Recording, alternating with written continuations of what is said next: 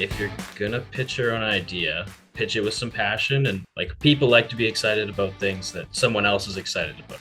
If someone's a stronger pitcher, don't be afraid. You know what I mean? Player players, right? Like if you have the best goalie in the league, you don't put him on offense. You know what I mean, right?